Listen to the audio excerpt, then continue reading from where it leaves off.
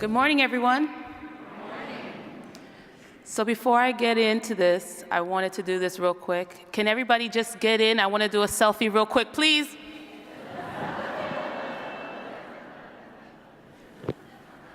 Awesome, guys. Welcome, faculty, distinguished guests, family and friends, and best of all, WGU graduating class of 2016 and 17.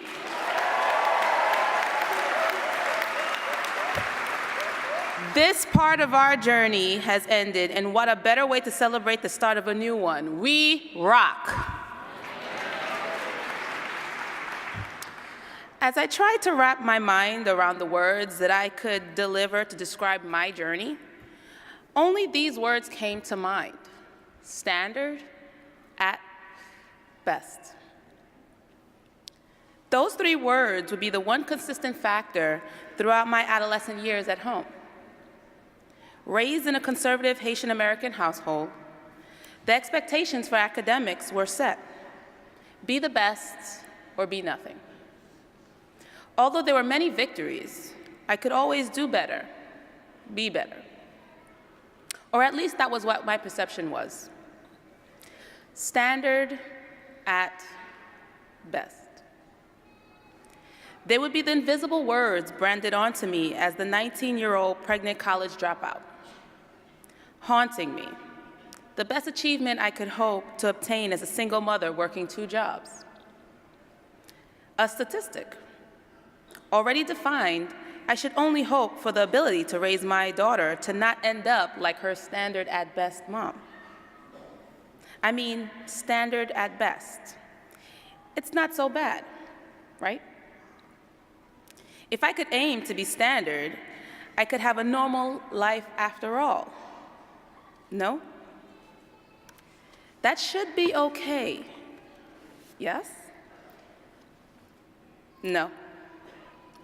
Wrong. It was and will never be okay. You see, my challenges and obstacles made me come to this particular conclusion. The limit is the sky when you allow it. Yet the sky should be the limit when you determine that you are not defined by your mistakes or misfortunes, rather by your capabilities to persevere onto the greatest accomplishments, because you will never aim for standard. Therefore, I could not, would not be standard at best.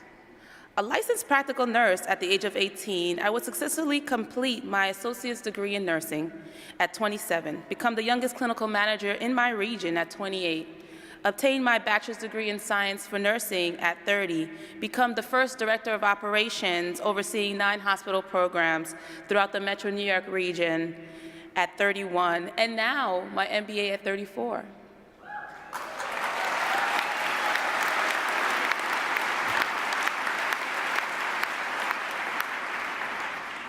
So you see, there was nothing standard about my journey. There is nothing standard about me. Labeled as standard at best did have its advantages, though.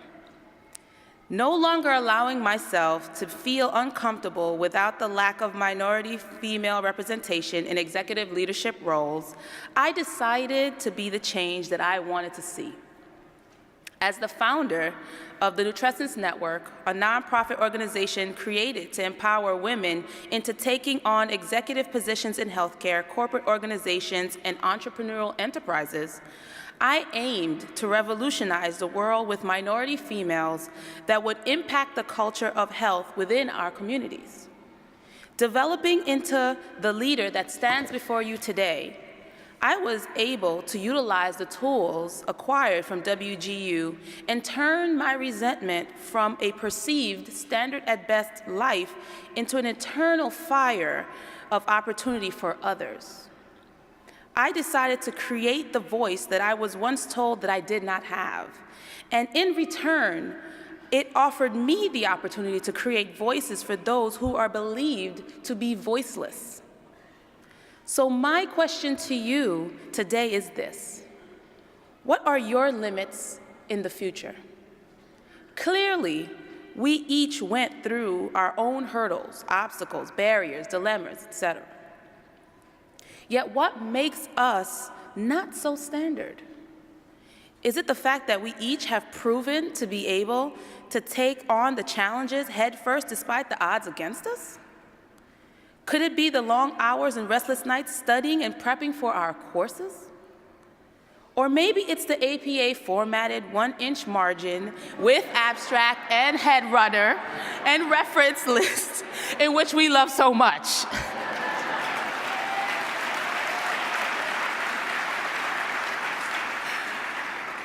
Whatever our challenges have been, there is nothing that we all have in common. There's one thing that we do have all in common. Our ability to exceed all the expectations, far beyond the expectations in a not-so-standard school, offering each of us unlimited opportunities.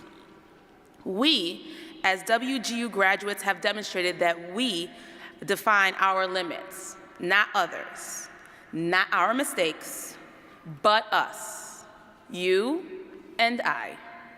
As we celebrate in this victory, I know that we each have been equipped to take on new not-so-standard challenges on our not-so-standard paths. Therefore, I challenge you to be firm, be strong, but most importantly, be confident that you will never, ever be standard at best.